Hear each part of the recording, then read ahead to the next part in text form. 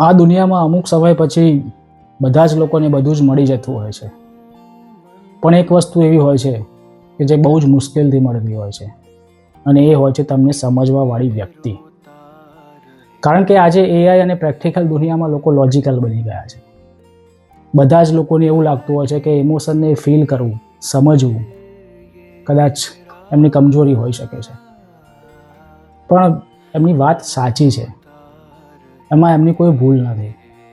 કારણ કે કેટલીક વાર છે ને આપણે દિલથી ડિસિઝન લઈ લેતા હોઈએ છીએ, અને જેના કારણે આપણે હેરાન થતા હોઈએ છીએ, અને પછી આપણે જ નક્કી કરીએ છીએ કે હવે દિલના બદલે દિમાગથી ડિસિઝન લઈશું. પણ અમુક સમય ગયા પછી ફરક પડવાનો જ બંધ થઈ જતો હોય છે.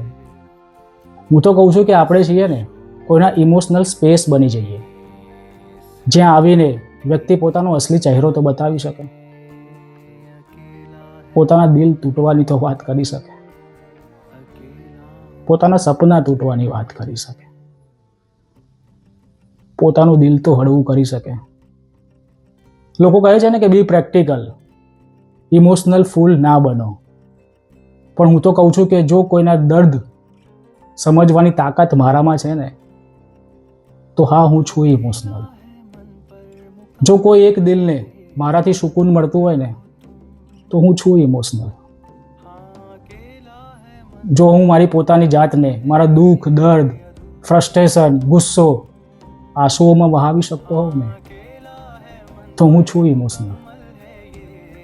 લોકો કહે છે ને કે હું ઇમોશનલ ફૂલ છું, પણ મને મારા ઇમોશનલ હોવા પર ગર્વ છે. કારણ કે મને ઇમોશન ફીલ કરતા આવડે છે.